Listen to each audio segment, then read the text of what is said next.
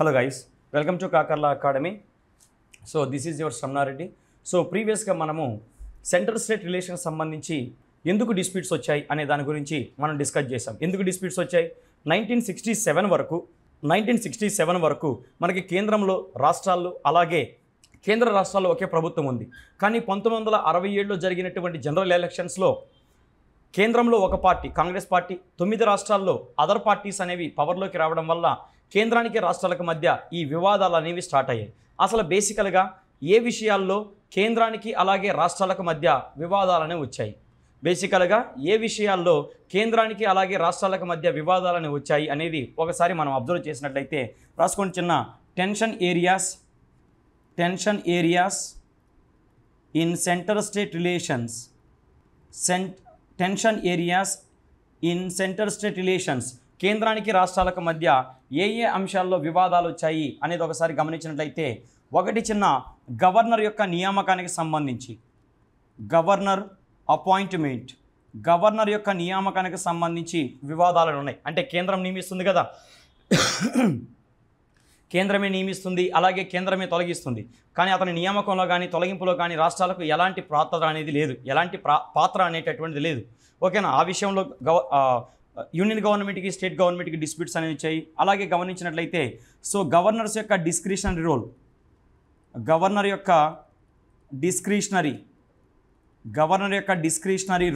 Governor యొక్క విచక్షణ అధికారాల పైన కూడా కేంద్రానికి రాష్ట్రాలకి వివాదాలు రావడం జరిగింది.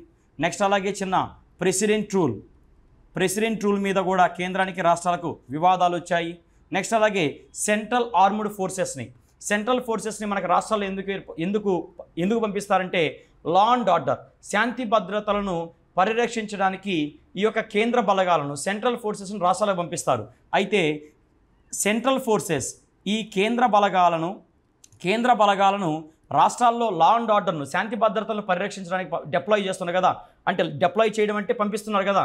సో దానిపైన కూడా ఈ కేంద్రానికి రాష్ట్రాలకి వివాదం అనేది రావడం జరిగింది. అలాగే మీరు గమనించినట్లయితే కొన్ని బిల్లులను మనం ఏం చేయాలి? స్టేట్ లెజిస్లేచర్ ఆమోదించినటువంటి కొన్ని బిల్లులను ఏం చేస్తాము? ప్రెసిడెంట్ ఆఫ్ ఇండియాకి పంపించాలి. కొన్ని బిల్లులను ప్రెసిడెంట్ ఆఫ్ ఇండియాకి పంపించాలి. For example freedom of trade ఉంది. సో స్వేచ్ఛా వ్యాపార వాణిజ్యం పైన ఏవైనా పరిమితులు పెట్టాలనుకుంటున్నారనుకోండి, సో దానికి సంబంధించిన బిల్లును స్టేట్ లెజిస్లేచర్ ఆమోదించిన తర్వాత అసెంబ్లీకి పంపించాల్సి ఉంటుంది. అవునా?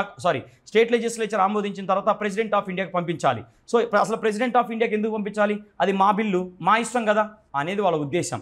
సో నెక్స్ట్ అలాగే మనం గమనించినట్లయితే అలాగే financial resources allocation discrimination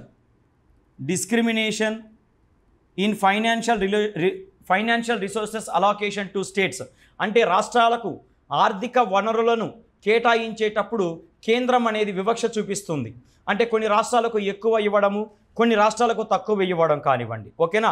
discrimination of union government while allocating the financial resources to the states రాష్ట్రాలకి ఆర్థిక వనరులను కేటాయించేటప్పుడు సో కేంద్ర ప్రభుత్వం అనేది వివక్ష చూపిస్తుంది. అంటే తమ పార్టీ అధికారంలో ఉన్నటువంటి రాష్ట్రాలకు పైసలు ఎక్కువ ఇవ్వడం, సో అలాగే రాష్ట్రాల్లో వేరే పార్టీలు ఉంటే వాటికి తక్కువ ఇవ్వడం లాంటివి కూడా చేస్తూ ఉంది. ఇక్కడ కూడా డిస్క్రిప్షన్ అనేది రావడం జరిగింది. అలాగే ప్లానింగ్ కమిషన్కి సంబంధించి కూడా వివాదం ఉంది. సో బేసిక్గా ప్లానింగ్ కమిషన్ స్టేట్ ప్రాజెక్ట్స్ ఏమైనా అమలు చేయాలంటే, రాష్ట్రాల్లో ఏమైనా ప్రాజెక్ట్స్ అనేవి అమలు చేయాలంటే ప్లానింగ్ కమిషన్ యొక్క అప్రూవల్ అనేది అవసరం. Role of planning commission in approving state projects రాష్ట్ర ప్రాజెక్టులను ప్లానింగ్ కమిషన్ ఆమోదించాలి. అసలు రాష్ట్ర ప్రాజెక్టులను ప్లానింగ్ కమిషన్ ఆమోదించేది ఏంది? ఇది ఒక ఎర్రిపప్ప విషయము. నిజమే, ఇక్కడ కాన్ఫ్లిక్ట్ వివాదం రావడం అనేది సమంజసమే, నేను చెప్తాను. వివాదం రావడం అనేది కరెక్టే. నెక్స్ట్ అలాగే ఆల్ ఇండియా సర్వీసెస్ చిన్న బేసిక్గా కేంద్రం ద్వారా ఎగ్జామ్ కండక్ట్ చేయబడుతుంది, కేంద్రం ద్వారానే వాళ్ళు రిక్రూట్ అవుతారు, కేంద్రమే వాళ్ళకి ట్రైనింగ్ ఇస్తుంది, కేంద్రమే వాళ్ళకి కేడర్ని అలాట్ చేస్తుంది. కానీ వాళ్ళు వచ్చి ఇక్కడ పనిచేస్తూ ఉంటారు. అది ఎంతవరకు సమంజసం? మనకు కూడా పాత్ర ఉండాలి కదా.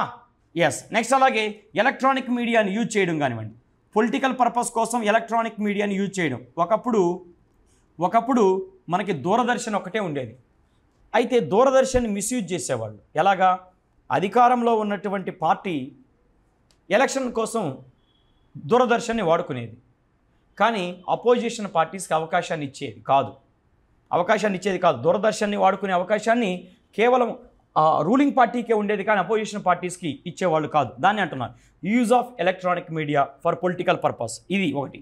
నెక్స్ట్ అలాగే గమనించినట్లయితే ముఖ్యమంత్రుల పైన ఎంక్వైరీ కమిషన్ వేయడం, ముఖ్యమంత్రుల పైన ఎంక్వైరీ కమిషన్ను నియమించడం అనేది కూడా కేంద్రానికి రాష్ట్రాలకు వివాదాన్ని తెచ్చిపెట్టేటటువంటి మరొక అంశంగా మనం చెప్పవచ్చు చిన్న.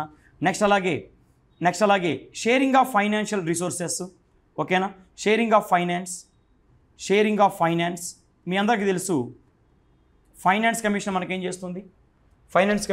చేస్తుంది, యూనియన్ గవర్నమెంట్కి వచ్చినటువంటి ట్యాక్స్ రెవెన్యూలో యూనియన్ గవర్నమెంట్కి ట్యాక్సుల ద్వారా వచ్చినటువంటి ఆదాయంలో రాష్ట్రాలకు ఎంత పంచిపెట్టాలి అనే విషయంలో కూడా ఇక్కడ కేంద్రానికి రాష్ట్రాలకు మధ్య వివాదాలు వచ్చాయి. సో ఫైనాన్స్ కమిషన్ ఏం చేస్తుంది, ప్రెసిడెంట్ ఆఫ్ ఇండియా చెప్పిన విధంగానే తక్కువ అలోకేషన్స్ రాష్ట్రాలకి తక్కువ అమౌంట్ ఇస్తూ ఉంది.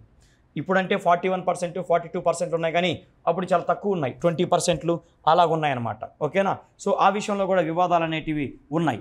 నెక్స్ట్ అలాగే మనం గమనించినట్లయితే అప్పుడప్పుడు రాసుకోండి, ఎంక్రోచ్మెంట్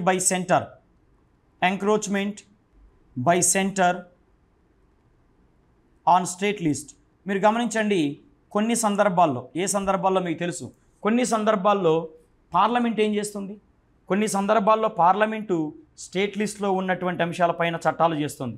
మరి రాష్ట్ర జాబితాలో ఉన్నటువంటి అంశాలపైన అధికారం రాష్ట్రాలకే ఉండాలి కదా, రాష్ట్ర జాబితాలో ఉన్న అంశాలపైన అధికారం రాష్ట్రాలకే ఉండాలి కదా. మరి రాష్ట్ర జాబితాలో ఉన్నటువంటి అంశాలపైన కేంద్రం యొక్క ఆధిపత్యం ఏంటి, మీరు చెప్పండి, కేంద్రం యొక్క ఆధిపత్యం ఏంటి? అలా ఉండకూడదు కదా. సో అందుకని ఈ విషయంలో కూడా కేంద్రానికి అలాగే రాష్ట్రాలకు మధ్య వివాదాలు రావడం జరిగింది. అయితే ఈ విధంగా కేంద్రానికి రాష్ట్రాలకు వివాదాలు వచ్చిన తర్వాత ఈ వివాదాలపైన అనేక కమిషన్లను, అనేక కమిటీలను ఏర్పాటు చేయడం జరిగింది. ఓకేనా, సో సెంటర్ స్టేట్ డిస్ప్యూట్స్ని పరిష్కరించడం కోసం లేదా పరిశీలించడం కోసం అనేక కమిటీలను ఏర్పాటు చేయడం జరిగింది కేంద్ర ప్రభుత్వం. అలాగే కొన్ని సందర్భాల్లో రాష్ట్ర ప్రభుత్వాలే కావాలని బేసిక్గా కేంద్ర రాష్ట్ర సంబంధాలపైన కమిషన్లను ఏర్పాటు చేసే అధికారం ఎవరికి ఉంటుంది, బేసిక్గా ఎవరు ఏర్పాటు చేస్తే బాగుంటుంది, కేంద్రం. అయితే కొన్నిసార్లు కొన్ని రాష్ట్రాలు మరి అతిపెత్తర వేషాలు వేసి వాళ్ళే కమిషన్లను ఏర్పాటు చేశారు. ఆ రిపోర్ట్ని కేంద్రాన్ని అమలు చేయమని కూడా చెప్పారు. అయితే కేంద్రం అప్పుడు బయటికి వెళ్ళి ఆడుకోరా బాబు అని చెప్పింది, అంతే. సో ఇక్కడ రాసుకొని చిన్న నెక్స్ట్ అడ్మినిస్ట్రేటివ్ రిఫార్మ్స్ రాసుకోండి. మొదటిగా కేంద్ర రాష్ట్ర సంబంధాలను పరిశీలించడం కోసం అడ్మినిస్ట్రేటివ్ రిఫార్మ్స్ కమిషన్ ఏర్పాటు చేశారు. అడ్మినిస్ట్రేటివ్ రిఫార్మ్స్ కమిషన్ ఏర్పాటు చేయడం జరిగింది. ఓకేనా, సో ఎవరు ఏర్పాటు చేశారు చిన్న, union government administrative reforms commission ఏర్పాటు చేసింది. ఎప్పుడు, 1966లో. ఎవరి చైర్మన్షిప్ అంటే దీనికి అడ్మినిస్ట్రేటివ్ రిఫార్మ్స్ కమిషన్కి ఎవరి నేతృత్వంలో ఏర్పాటు చేశారంటే మొరార్జీ దేశాయ్ నేతృత్వంలో. ఎవరి నేతృత్వంలో? మొరార్జీ దేశాయ్ నేతృత్వంలో ఏర్పాటు చేశారు. ఆ తర్వాత కాలంలో ఈ అడ్మినిస్ట్రేటివ్ రిఫార్మ్స్ కమిషన్కి అధ్యక్షుడిగా కె హనుమంతయ్య ఉన్నారు. మొరార్జీ దేశాయ్ తర్వాత కె హనుమంతయ్య. అంటే కొన్ని కారణాల చేత మొరార్జీ దేశాయ్ రిజైన్ చేశాడు. ఆ తర్వాత ఈ అడ్మినిస్ట్రేటివ్ రిఫార్మ్స్ కమిషన్కి హెడ్గా కె హనుమంతయ్య నియమించబడడం జరిగింది. ఓకేనా చిన్న. అయితే ఇక్కడ మనం గమనించినట్లయితే అడ్మినిస్ట్రేటివ్ రిఫార్మ్స్ కమిషన్ అనేటటువంటిది 6 మెంబర్ బాడీ, అంటే 6 సభ్యులతో మనకి ఈ అడ్మినిస్ట్రేటివ్ రిఫార్మ్స్ కమిషన్ని ఏర్పాటు చేయడం జరిగింది చిన్న. అయితే ఈ సెంట్రల్ స్టేట్ రిలేషన్స్ని ఇంకా ఈజీగా తరోలీ అంటే చాలా నీట్గా ఎగ్జామిన్ చేయడం కోసం ఏఆర్సీ ఏం చేసిందంటే ఒక స్టడీ టీమును కూడా ఏర్పాటు చేసింది. అడ్మినిస్ట్రేటివ్ రిఫార్మ్స్ కమిషన్ ఏం చేసింది, ఈ సెంట్రల్ స్టేట్ రిలేషన్స్ని ఎగ్జామిన్ చేయడం కోసము ఒక స్టడీ టీమును కూడా ఏర్పాటు చేయడం జరిగింది. అయితే ఎవరి నేతృత్వంలో ఈ స్టడీ టీంని ఏర్పాటు చేశారంటే ఎంసీ సేతల్వాడ్. ఓకేనా చిన్న, ఎంసీ సేతల్వాడ్ నేతృత్వంలో administrative reforms commission central state రిలేషన్స్ని అధ్యయనం చేయడం కోసము ఒక స్టడీ టీమును కూడా ఏర్పాటు చేయడం జరిగింది. అయితే ఈ స్టడీ టీం యొక్క రిపోర్ట్ను బేస్ చేసుకొని ఏఆర్సీ వచ్చేసి అడ్మినిస్ట్రేటివ్ రిఫార్మ్స్ కమిషను ఫైనల్ రిపోర్ట్ని యూనియన్ గవర్నమెంట్కి 1969లో సబ్మిట్ చేయడం జరిగింది. యూనియన్ గవర్నమెంట్కి ఎప్పుడు సబ్మిట్ చేసింది చిన్న 1969లో సబ్మిట్ చేసింది. అయితే ఈ యొక్క అడ్మినిస్ట్రేటివ్ రిఫార్మ్స్ కమిషను 22 రికమెండేషన్స్ సూచించింది. కేంద్ర రాష్ట్ర సంబంధాలకు సంబంధించి కేంద్ర రాష్ట్ర సంబంధాలను మెరుగుపరచడానికి సంబంధించి 22 సూచనలు చేయడం జరిగింది. ఓకేనా? ఎందుకోసం? కేంద్ర రాష్ట్ర సంబంధాలని మెరుగుపరచడం కోసం. అయితే అందులో కొన్ని రికమెండేషన్స్ మనం చూసినట్లయితే అందులో కొన్ని రికమెండేషన్స్, ఒకటి ఆర్టికల్ 263 ప్రకారము ఇంటర్ స్టేట్ కౌన్సిల్ని ఏర్పాటు చేయమన్నారు. ఆర్టికల్ 263 ప్రకారము కేంద్ర రాష్ట్ర సంబంధాలని మెరుగుపరచడం కోసం, ఓకేనా, కేంద్ర రాష్ట్ర సంబంధాలని మెరుగుపరచడం కోసము ఇంటర్ స్టేట్ కౌన్సిల్ని ఏర్పాటు చేయమని చెప్పడం జరిగింది. అలాగే ఎవరికైతే పబ్లిక్ లైఫ్తో సంబంధం ఉంటుందో, ఎవరైతే పార్టీలతో సంబంధం లేకుండా ఉంటుందో, పార్టీలతో సంబంధం లేనటువంటి అలాగే పబ్లిక్ లైఫ్తో సంబంధం ఉన్నటువంటి వాళ్ళనే గవర్నర్లుగా నియమించాలని రికమెండ్ చేయడం జరిగింది చిన్న. అలాగే మ్యాక్సిమం రాష్ట్రాలకు ఎక్కువ అధికారాలు ఇవ్వమని చెప్పింది. Delegation of powers to the maximum extent to the states, ఎక్కువ అధికారాలను రాష్ట్రాలకు ఇవ్వాలని చెప్పడం జరిగింది. నెక్స్ట్ అలాగే రాష్ట్రాలకు ఎక్కువగా ఫైనాన్షియల్ రిసోర్సెస్ అనేది ఇవ్వాలి, రాష్ట్రాలకు ఎక్కువ ఫైనాన్షియల్ రిసోర్సెస్ అనేది ఇవ్వాలి అని చెప్పింది. ఓకేనా? ఎస్. రాష్ట్రాలకు ఎక్కువ ఫైనాన్షియల్ రిసోర్సెస్ అనేది ఇవ్వాలి అని చెప్పింది. అలాగే కేంద్ర బలగాలను, డిప్లాయ్మెంట్ ఆఫ్ సెంట్రల్ ఫోర్సెస్, కేంద్ర బలగాలను రాష్ట్రాల కోరిక మేరకే, రాష్ట్రాలకు పంపించాలని ఈ యొక్క అడ్మినిస్ట్రేటివ్ రిఫార్మ్స్ కమిషను రికమెండ్ చేయడం జరిగింది. అయితే అడ్మినిస్ట్రేటివ్ రిఫార్మ్స్ కమిషను చెప్పినటువంటి ఏ రికమెండేషన్స్ని కూడా కేంద్ర ప్రభుత్వం అమలు చేయలేదు. ఇంటర్ స్టేట్ కౌన్సిల్ని ఏర్పాటు చేయమని చెప్పారు. రాజకీయాలతో సంబంధం లేనటువంటి, పబ్లిక్ లైఫ్తో సంబంధం ఉన్నటువంటి వ్యక్తులను గవర్నర్గా నియమించమని చెప్పారు. రాష్ట్రాలకి ఎక్కువ అధికారాలు ఇవ్వమని చెప్పారు. రాష్ట్రాలకి ఎక్కువ ఫైనాన్షియల్ రిసోర్సెస్ ఇవ్వమని చెప్పారు. అలాగే కేంద్ర బలగాలను రాష్ట్రాల కోరిక మేరకే నియమించాలి అని కూడా చెప్పారు. కానీ వీళ్ళు చెప్పినటువంటి ఏ సూచనలపైన కూడా కేంద్ర ప్రభుత్వం ఎలాంటి నిర్ణయాలు తీసుకోలేదు. ఆ తర్వాత మనకి రాజమన్నార్ కమిటీని ఏర్పాటు చేశారు. ఈ రాజమన్నార్ కమిటీని కేంద్ర ప్రభుత్వం ఏర్పాటు చేయాల, తమిళనాడు రాష్ట్ర ప్రభుత్వం ఏర్పాటు చేసింది. కాబట్టి రాజమన్నార్ కమిటీ ఇచ్చిన రికమెండేషన్స్ను కేంద్ర ప్రభుత్వం ఆమోదిస్తుందా? ఎవడ్రా నువ్వు కోనేరెత్తు అని చెప్పి బయటికి వెళ్ళి అని చెప్తుంది. అయినా కూడా మనం చెప్పుకోవాలి. Please note down Rajamannar committee. అయితే ఇక్కడ అన్నిటికంటే ఇంపార్టెంట్ ఒకటే గుర్తుపెట్టుకోండి, అన్నిటికంటే కేంద్ర రాష్ట్ర సంబంధాలపైన ఏర్పాటు చేసిన కమిటీలు, కమిషన్లో అన్నిటికంటే మనకి ఇంపార్టెంట్ వచ్చేసి సర్కారియా కమిషను, పూంచి కమిషను, అలాగే ఏఆర్సి. ఇప్పుడు చెప్పాను కదా అడ్మినిస్ట్రేటివ్ రిఫార్మ్స్ కమిషన్ చెప్పాను కదా, ఈ మూడు మాత్రమే మనకి ఎక్కువగా ఇంపార్టెంటు. ఓకేనా? ఈ మూడు మాత్రమే ఎక్కువగా ఇంపార్టెంట్ చిన్న. That's it. నెక్స్ట్ రాసుకోండి, రాజమన్నార్ కమిటీ రాసుకోండి. Rajamannar committee, please note down the Rajamannar committee. చిన్న 1969లో ఏర్పాటు చేశారు దీన్ని. 1969లో ఏర్పాటు చేయడం జరిగింది. అప్పటి డిఎంకే గవర్నమెంట్, అప్పటి తమిళనాడుకు సంబంధించినటువంటి డిఎంకే గవర్నమెంటు మనకి రాజమన్నార్ కమిటీని ఏర్పాటు చేయడం జరిగింది. ఓకేనా?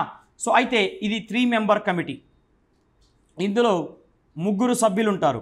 ఎవరి నేతృత్వంలో? అండర్ ద చైర్మన్షిప్ ఆఫ్, ఎవరి నేతృత్వంలో ఈ రాజమన్నార్ కమిటీని ఏర్పాటు చేశారు అంటే పివి రాజమన్నార్ నేతృత్వంలో, డాక్టర్ పివి రాజమన్నార్ నేతృత్వంలో మనకి ఈ యొక్క రాజమన్నార్ కమిటీని ఏర్పాటు చేయడం జరిగింది. దీన్ని కూడా ఎందుకు ఏర్పాటు చేశారు? కేంద్ర రాష్ట్ర సంబంధాలను ఎగ్జామిన్ చేయడం కోసం, అలాగే సెంట్రల్ స్టేట్ రిలేషన్కి సంబంధించి రాజ్యాంగంలోని ఏ అంశాలను సవరించాలి అంటే వీళ్ళు చెప్పేస్తే రాజ్యాంగాన్ని సవరించేస్తారు. ఈ తమిళనాడు వాళ్ళకి ఏది చేసినా కూడా వీళ్ళు అతి చేస్తారు. అంటే రాజ్యాంగం అంటే కేంద్ర రాష్ట్ర సంబంధాలను బలోపేతం చేయడానికి రాజ్యాంగంలోని ఏ అంశాలను సవరించాలని వీళ్ళే చెప్తారంట. మరి కాన్స్టిట్యూషనల్ కమిటీస్ దేనికోసం? ఇంకా తెలంగాణలో మన కేసీఆర్ చెప్పినట్టు ఉంటుంది, నాకేమో రాజ్యాంగాన్ని నేను సవరిస్తాను అన్నట్టుంటుంది ఆయన చెప్పేది. ఈ పెద్ద మనుషులు వీళ్ళు రాజ్యాంగాన్ని అమెండ్ చేస్తారా? దానికంటూ ఒక ప్రొసీజర్ ఉంటుంది. ఆఫ్టర్ ఆల్ ఒక తమిళనాడు గవర్నమెంట్ చెప్పిన విధంగా రాజ్యాన్ని అమెండ్ చేస్తారా? మరి కాన్స్టిట్యూషనల్ ఎక్స్పర్ట్స్ ఎందుకు? కాన్స్టిట్యూషన్ మన రాజ్యాంగం ఎలా అమలు అవుతుంది అనే దానికి సంబంధించి అనేక కమిటీలు ఏర్పాటు చేస్తున్న రెవెన్యూ ఎందుకు? అడుక్కు తినడానికా? నిజమే చెప్పొచ్చు, వాళ్ళ ఒపీనియన్ చెప్పొచ్చు. వాళ్ళ ఒపీనియన్ చెప్పడం వేరు, ఆ రికమెండేషన్స్ ఇచ్చి అమలు చేయడం చెప్పడం అని వేరు. వీళ్ళు ఏం చేస్తారు, రాజమండ్రి కమిటీ రికమెండేషన్ ఇచ్చి దాన్ని అమలు చేయమని కేంద్రానికి చెప్పారు. అంటే ఒక రాష్ట్రం చెప్పిన రికమెండేషన్స్ని కేంద్ర ప్రభుత్వం అమలు చేస్తుందంటారా? అలా చెప్పకూడదు. ఇదిగోండి రికమెండేషన్స్, ఇవి చూడండి ఒకసారి. ఇవి చూసిన తర్వాత వీటి మీద మళ్ళీ మీరు ఒక కమిషన్ ఏర్పాటు చేసి ఎగ్జామిన్ చేయండి అని అడగాలి. అది పద్ధతి. సరే, ఎనీవేస్ మనకు ఇవన్నీ అనవసరం, రాసుకోండి. సో సెంటర్ స్టేట్ రిలేషన్స్ని ఎగ్జామిన్ చేయడం, అలాగే సెంటర్ స్టేట్ రిలేషన్స్ని మెరుగుపరచడం కోసం, అలాగే కేంద్రాలకు అటానమీ స్వయం ప్రతిపత్తిని కల్పించడం కోసం రాజ్యాంగంలోని ఏ అంశాలను సవరించాలి అనే దానిపైన ఈ రాజమన్నార్ కమిటీని ఏర్పాటు చేయడం జరిగింది. అయితే ఈ కమిటీ తన నివేదికను తమిళనాడు గవర్నమెంట్కి 1971లో సబ్మిట్ చేయడం జరిగింది. ఎప్పుడు 1971. అయితే వీళ్ళు ఒకటే చెప్పారు, బేసిక్గా మనము ఫెడరల్ ఫీచర్స్ని మన ఇండియా అనేది ఫెడరల్ సిస్టాన్ని అమలు చేస్తుంది, అంటే సమైక్య వ్యవస్థ. కానీ మన ఇండియా సమైక్య వ్యవస్థను అనుసరిస్తున్నప్పటికీ కూడా ఇండియాలో యూనిటరీ వ్యవస్థ అనేది ఎక్కువగా కనిపిస్తుంది. యూనిటరీ ట్రెండ్స్, ఇండియా అనేది సమైక్య వ్యవస్థను అనుసరిస్తున్నప్పటికీ కూడా మనకి ఏకకేంద్ర వ్యవస్థ అనేది ఎక్కువగా కనిపిస్తుంది. అయితే ఇండియాలో ఈ యొక్క యూనిటరీ ట్రెండ్స్ కనిపించడానికి ఏ అంశాలు కారణం? ఇండియా అనేది ఏకకేంద్ర వ్యవస్థగా కనిపించడానికి కారణాలేంటి అంటే ఏ అంశాల వలన మన దేశం ఏకకేంద్ర వ్యవస్థగా కనిపిస్తుంది అంటే నెంబర్ వన్ చిన్న అందులో మొదటి విషయం గమనించినట్లయితే కేంద్రానికి కొన్ని ప్రత్యేక అధికారాలు ఇవ్వడం. రాజ్యాంగము కేంద్రానికి కొన్ని స్పెషల్ పవర్స్ ఇవ్వడం, ఇది ఒకటి వాళ్ళు చెప్పారు. నెక్స్ట్ అలాగే వాళ్ళు చెప్పిన మరొక అంశం ఏంటంటే వన్ పార్టీ రూల్ అంటే కేంద్రంలోను అలాగే రాష్ట్రంలోను ఒకే పార్టీ పరిపాలించడం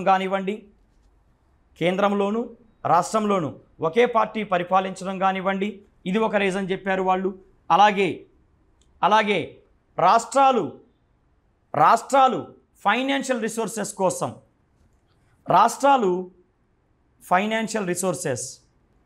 ఆర్థిక వనరుల కోసం కేంద్రం పైన డిపెండ్ అవ్వడం, రాష్ట్రాలు ఆర్థిక వనరుల కోసం కేంద్రం పైన డిపెండ్ అవ్వడం అనేది కూడా మన ఇండియాలో ఉండేటటువంటి యూనిటరీ ఫీచర్గా చెప్పవచ్చు.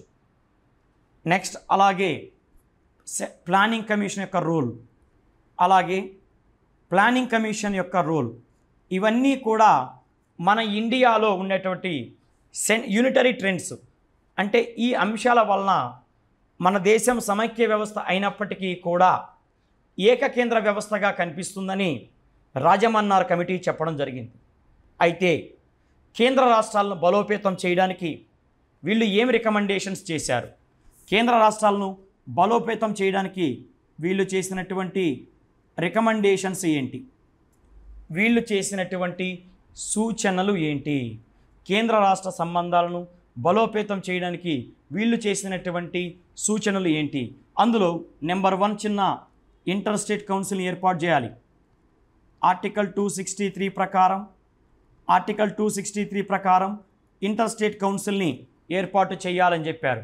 అలాగే ఫైనాన్స్ కమిషన్ అనేది పర్మనెంట్ బాడీ కాదు, ఓకేనా? పర్మనెంట్ బాడీ కాదు, దీన్ని పర్మనెంట్ బాడీగా ఏర్పాటు చేయాలి. మీకు తెలుసో తెలీదో, ఫైనాన్స్ కమిషన్ తన నివేదికను ఇచ్చిన తర్వాత ఇంకా పని చేయదు. మీకు పాలిటీలో ఎకానమీలో చదువుకుంటారు. ఫైనాన్స్ కమిషన్ అనేది ఒక పర్మనెంట్ కాన్స్టిట్యూషనల్ బాడీ కాదు, టెంపరరీ కాన్స్టిట్యూషనల్ బాడీ. ఫైనాన్స్ కమిషన్ని ఇప్పుడు చూడండి 2023లో మనకి 2023లో ఎండింగ్లో 16th ఫైనాన్స్ కమిషన్ ఇచ్చారు. అయితే ఈ 16th ఫైనాన్స్ కమిషన్ రిపోర్ట్ ఇచ్చిన తర్వాత పనిచేయదు. రిపోర్ట్ ఇచ్చిన తర్వాత ఇంకా పనిచేయదు. అయితే వీళ్ళు ఏం చెప్పారు? మంచి రికమెండేషన్ ఇది. ఫైనాన్స్ కమిషన్కి ఒక పర్మనెంట్ బాడీగా ఏర్పాటు చేయాలని చెప్పారు. చాలా మంచి రికమెండేషన్. మీరు చూడండి ఇప్పుడు 16th ఫైనాన్స్ కమిషను 2026 ఏప్రిల్ 1 నుంచి, అంటే 2020 16th ఫైనాన్స్ కమిషన్ ఇచ్చే రిపోర్టు మనకి 2026 నుంచి 2031 వరకు అమలవుతుంది. ఆ రిపోర్ట్ ఇవ్వగానే ఇంకా ఫైనాన్స్ కమిషన్ అనేది పనిచేయదు. సో అందుకని వీళ్ళు ఏం చెప్పారు, ఫైనాన్స్ కమిషన్ని ఒక పర్మనెంట్ బాడీగా ఏర్పాటు చేయండి అని చెప్పారు. నెక్స్ట్ అలాగే చిన్న ప్లానింగ్ కమిషన్ని రద్దు చేయమని చెప్పారు. ప్లానింగ్ కమిషన్ని రద్దు చేయమని చెప్పడం జరిగింది. నెక్స్ట్ అలాగే ఆర్టికల్ 356 కానీ, ఆర్టికల్ 357 కానీ, ఆర్టికల్ 365 కానీ వీటిని కంప్లీట్గా రద్దు చేయమని చెప్పారు. ఆర్టికల్ 356, ఆర్టికల్ 357 అలాగే ఆర్టికల్ 365 వీటిని కంప్లీట్గా ఇండియన్ కాన్స్టిట్యూషన్లో నుంచి తీసేయండి అని చెప్పడం జరిగింది. ఓకేనా. నెక్స్ట్ అలాగే మనకి రాజ్యాంగంలో ఏముంటుంది, స్టేట్ మినిస్టర్స్, రాష్ట్రానికి సంబంధించిన మంత్రులు ఎవరి విశ్వాసం ఉన్నంత వరకు పదవిలో కొనసాగుతారు, during the pleasure of the governor యొక్క విశ్వాసం ఉన్నంత వరకు మంత్రులు పదవిలో కొనసాగుతారనే నిబంధన ఉంది కదా, ఆ నిబంధనను కూడా గవర్నర్ యొక్క విశ్వాసం ఉన్నంత వరకే మంత్రులు పదవిలో కొనసాగుతారు అనే నిబంధన ఉంది కదా, ఆ నిబంధనను కూడా తొలగించమని వీళ్ళు చెప్పడం జరిగింది. నెక్స్ట్ అలాగే గమనించినట్లయితే యూనియన్ లిస్టు అలాగే కాంకరెంట్ లిస్ట్లో ఉండేటటువంటి కొన్ని సబ్జెక్ట్స్ని, రాష్ట్రాలకి ట్రాన్స్ఫర్ చేయమని చెప్పారు. యూనియన్ లిస్టు కాంకరెంట్ లిస్ట్లో ఉన్నటువంటి కొన్ని సబ్జెక్ట్ని రాష్ట్రాలకు ట్రాన్స్ఫర్ చేయమని చెప్పడం జరిగింది. ఇది ఒక ఇంపార్టెంట్ అని చెప్పొచ్చు. అలాగే బేసికల్గా ప్రజెంట్ మనకి రెసిడ్యువరీ పవర్స్ ఉన్నాయి, అవశిష్ట అంశాలు. ఈ అవశిష్ట అంశాలపైన ఎవరికి అధికారాలు ఇవ్వాలి అంటే, ప్రజెంట్ అవశిష్ట అంశాలపైన పార్లమెంట్కి అధికారం ఉంది, కానీ ఈ అవశిష్ట జాబితాలోని అంశాలపైన రాష్ట్రాలకు అధికారాన్ని ఇవ్వాలి అని చెప్పి రాజమన్నార్ కమిటీ రికమెండ్ చేయడం జరిగింది. అలాగే ఇంకొక విషయం మనం గమనిస్తున్నట్లయితే ఆల్ ఇండియా సర్వీసెస్ ఉన్నాయి కదా, అంటే IAS అలాగే IPS అలాగే ఇండియన్ ఫారెస్ట్ సర్వీస్ ఉన్నాయి కదా, వీటిని కంప్లీట్గా రద్దు చేయమని ఈ యొక్క రాజమన్నార్ కమిటీ రికమెండేషన్స్ ఇవ్వడం జరిగింది. అయితే రాజమన్నార్ కమిటీ ఇచ్చినటువంటి రికమెండేషన్స్ని యూనియన్ గవర్నమెంట్ కంప్లీట్గా ఇగ్నోర్ చేసింది. అంటే పక్కన పెట్టింది, తీసి బయటికి వెళ్ళి ఆడుకోరా బామర్ది అని చెప్పింది. అది విషయం. ఇది రాజమన్నార్ కమిటీ. నెక్స్ట్ అలాగే ఆనందపూర్ సాహిబ్ రిజల్యూషన్ గురించి మాట్లాడదాం. ఆనందపూర్ సాహిబ్ రిజల్యూషన్. సో చూడండి ఆనందపూర్ సాహిబ్ రిజల్యూషన్ పంజాబ్ గవర్నమెంట్, ఇది అకాలీదళ్ పార్టీ ఉంది కదా వాళ్ళు. సో ఆనందపూర్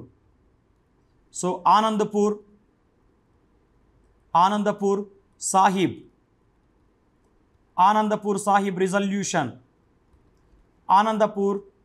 రిజల్యూషన్ ఇక్కడ మనం గమనించినట్లయితే ఆనందపూర్ సాహిబ్ రిజల్యూషన్ని ఎప్పుడు తీసుకొచ్చారు అంటే 1973. ఎవరు తీసుకొచ్చారు? పంజాబ్ రాష్ట్రానికి సంబంధించినటువంటి అకాలీదళ్ పార్టీ ఆనందపూర్ సాహిబ్ తీర్మానాన్ని తీసుకొచ్చింది. అయితే ఈ ఆనందపూర్ సాహిబ్ తీర్మానాల్లో పొలిటికల్ డిమాండ్స్ ఉన్నాయి. అలాగే పొలిటికల్ డిమాండ్స్తో పాటు రిలీజియస్ డిమాండ్స్ కూడా, అంటే మతపరమైనటువంటి డిమాండ్లు కూడా ఈ యొక్క ఆనందపూర్ సాహిబ్ రిజల్యూషన్లో పేర్కొనడం జరిగింది. అయితే ఇక్కడ మనం గమనించినట్లయితే ఇందులో వీళ్ళు అడిగేవి కొన్ని ఉన్నాయి, ఇంపార్టెంట్వి ఉన్నాయి, వాటి గురించి మాట్లాడుకుందాం.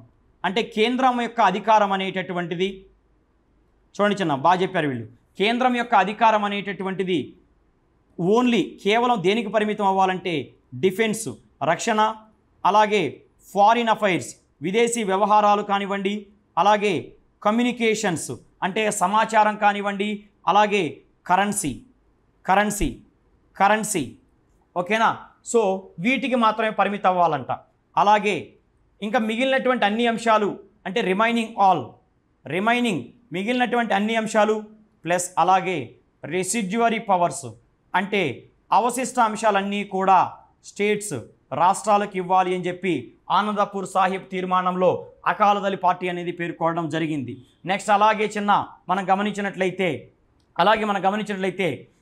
మన రాజ్యాంగం అనేది రియాలిటీలో ఫెడరల్గా పనిచేసేటట్టు చూడాలి. మనకి రాజ్యాంగం ప్రకారము రాజ్యాంగం ప్రకారం సమైక్య వ్యవస్థను ఫాలో అవుతున్నాం. కానీ రియాలిటీలో వాస్తవ రూపంలో మనం ఎక్కడన్నా సమైక్య వ్యవస్థను అనుసరిస్తున్నామంటే అనుసరించడం లేదు. అయితే అకాలీదళ పార్టీ తన యొక్క రెజల్యూషన్లో ఏం చెప్పిందంటే రాజ్యాంగంలో మనము ఫెడరల్ సిస్టాన్ని ఫాలో అవుతున్నామని చెప్పుకుంటే సరిపోదు, రియాలిటీలో కూడా దాన్ని అమలు చేయాలి అని అకాలీదళ పార్టీ తన యొక్క రెజల్యూషన్లో చెప్పడం జరిగింది. అలాగే సెంటర్ కేంద్రంలో అన్ని రాష్ట్రాలకి సమాన అధికారాన్ని ఇవ్వాలి.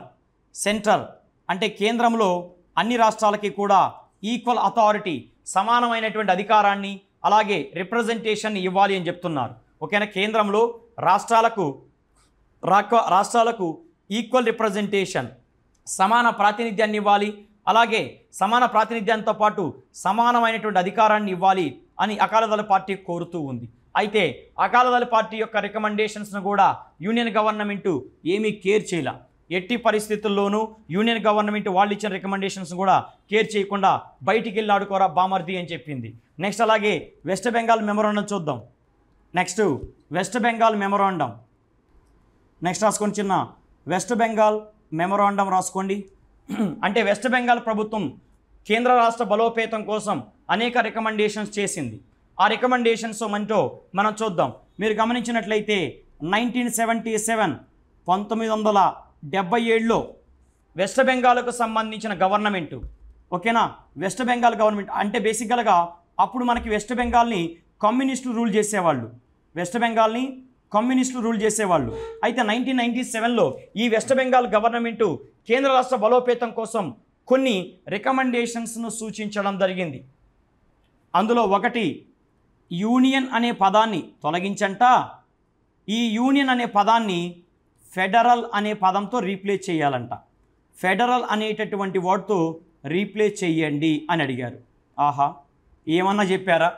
ఫెడరల్ అనే పదాన్ని యూనియన్ అనే పదాన్ని తొలగించి ఫెడరల్ అనేటటువంటి పదాన్ని తీసుకురావాలంట. వాహా వా వా వా వా ఏం చెప్పాడు అసలుకి? ఏం చెప్పావన్నా నువ్వు అనిపిస్తుంది అప్పుడప్పుడు నాకు ఇలాంటివి చూసినప్పుడు. ఒరే, ఫెడరల్ అంటే ఏంట్రా అసలు తెలుసా వాడికి? తెలియదు. ఫెడరల్ అంటే యూనియన్ అనే పదాన్ని తీసేసి ఫెడరల్ అనే పదాన్ని తేవాలంట. ఇంకా భారతదేశం అనే దేశాన్ని తీసేసి అమెరికాలో కలపమను, సరిపోద్ది. అప్పుడు కంప్లీట్ ఫెడరల్ సిస్టమ్ వస్తుంది. ఈ చైనా వాళ్ళ ఇంపాక్ట్ ఇలా మీద ఎక్కువ ఉంటుంది.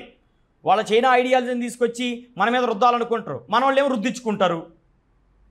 వాడు రుద్దుతానంటే వీళ్ళు రుద్దించుకోవడమేనా? నీ బుద్ధి అడిగిపోయింది రాబాయ్. సరే, మనకెందుకు ఇవ్వండి, కానీ ఎలాబొరేట్గా మళ్ళీ మాట్లాడుకుందాం. నెక్స్ట్ అలాగే కేంద్రం యొక్క అధికారం అనేది కొన్ని అంశాలకే పరిమితం అవ్వాలంట.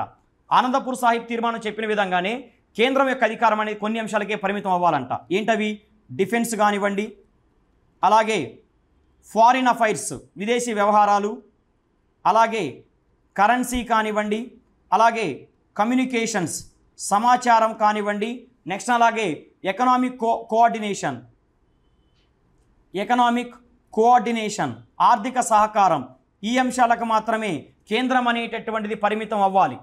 ఈ అంశాలకు పక్కన పెట్టి రిమైనింగ్ ఆల్ మిగిలిన అంశాలు, అలాగే రెసిడ్యువరీ పవర్స్ అవశిష్ట అంశాలపైన అధికారాన్ని రాష్ట్రాలకు ఇవ్వాలంట. అప్పుడు కానీ అడక్కతినం అందరం కలుసుకొని, అంటే defence, foreign affairs, currency, communication, economic coordination, వీటిపైన కేంద్రానికి అధికారం ఉండాలంట. ఇంకా మిగిలినవన్నీ కూడా వీళ్ళే చేస్తారంట. దేశాన్ని ఉద్ధరిస్తారు ఈ రాష్ట్ర ప్రభుత్వాలన్నీ కలుసుకొని. ఎవడి ఎజెండా వాడికి ఉంటుంది, ఎవడి స్వార్థం వాడు చూసుకుంటాడు. మరి వీళ్ళు చెప్తున్నారు, చూద్దాం, వాళ్ళు చెప్పి మనం చూసుకుందాం. మనం చేసేది ఏం లేదు కదా. సో మిగిలిన అన్ని సబ్జెక్టులు ఇచ్చేయాలంట. ఇచ్చేయండి సార్, ఇచ్చేయండి. నెక్స్ట్ అలాగే 4వది చూసినట్లయితే ఆర్టికల్ 356, అలాగే ఆర్టికల్ 357, అలాగే ఆర్టికల్ 360. ఈ ఆర్టికల్ అనేది లేకుండా చేయాలి. రాజ్యాంగంలో ఇవి ఉండకూడదంట. ఓకేనా? అలాగే న్యూ స్టేట్స్ కొత్త రాష్ట్రాలను ఏర్పాటు చేసేటప్పుడు రాష్ట్రాల యొక్క కన్సెంట్ ఆమోదాన్ని తీసుకోవాలంట. రాష్ట్రాల యొక్క కన్సెంట్ ఆమోదాన్ని తీసుకోవాలి అని చెప్తుంది. ఓకేనా. అలాగే కేంద్ర ప్రభుత్వానికి వివిధ రకాల పన్నుల ద్వారా వచ్చిన ఆదాయంలో 75% రాష్ట్రాలకు ఇవ్వాలంట. అబ్బా ఏమి చెప్పారా నాయన, మీకు దండేసి దండం పెట్టి కొబ్బరికాయలు తెచ్చి నెత్తి మీద కొట్టి చంపాలరా మిమ్మల్ని. కేంద్రానికి వచ్చేటటువంటి ఆదాయంలో 75% ఈ పెద్ద మనుషులకు ఇవ్వాలంట. నెక్స్ట్ అలాగే లోక్సభతో కంపేర్ చేసుకున్నప్పుడు రాజ్యసభకు కూడా సమానం అధికారాలు ఇవ్వాలంట. లోక్సభకు ఎన్ని అధికారాలు అయితే ఉన్నాయో రాజ్యసభకు కూడా అన్ని అధికారాలు ఇవ్వాలి. అంటే లోక్సభకు రాజ్యసభకు సమాన అధికారాలు ఇవ్వాలి అని ఈ పెద్ద మనిషి చెప్తున్నారు. అదే వెస్ట్ బెంగాల్ మెమోరాండం అనేది చెప్తూ ఉంది చిన్న. ఓకేనా. నెక్స్ట్ అలాగే మనం గమనించినట్లయితే ఆల్ ఇండియా సర్వీసెస్ ఉండకూడదంట. ఆల్ ఇండియా సర్వీసెస్ అంటే ఐఏఎస్ ఐపీఎస్ లాంటివి ఉండకూడదు. Only central services and state services ఇవి మాత్రమే ఉండాలంట. సెంట్రల్ సర్వీసెస్ స్టేట్ సర్వీసెస్ మాత్రమే ఉండాలంట, ఇంకేమీ ఉండకూడదంట. అయితే ఈ వెస్ట్ బెంగాల్ మెమరాండాన్ని కూడా యూనియన్ గవర్నమెంటు పట్టించుకోలేదు.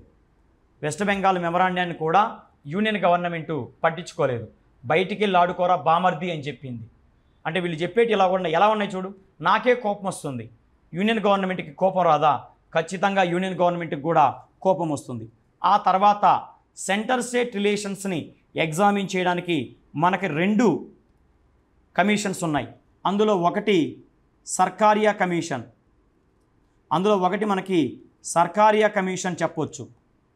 ఓకేనా. సర్కారియా కమిషన్ దీన్ని ఏర్పాటు చేసింది. అలాగే మరొకటి పూంచీ కమిషన్. ఓకేనా. ఈ రెండింటినీ కూడా గవర్నమెంటే నియమించింది. కేంద్ర రాష్ట్ర సంబంధాలను మెరుగుపరచడం కోసం కొన్ని రికమెండేషన్స్, కొన్ని సూచనలు చేయండి అని చెప్పి యూనియన్ గవర్నమెంటే సర్కారియా కమిషన్ని పూంచీ కమిషన్ని అపాయింట్ చేయడం జరిగింది. సో ఈ 2 కమిషన్ల గురించి రేపటి వీడియోలో మనం చెప్పుకుందాం. అంటే ఇవి అయిపోయేటి కాదు.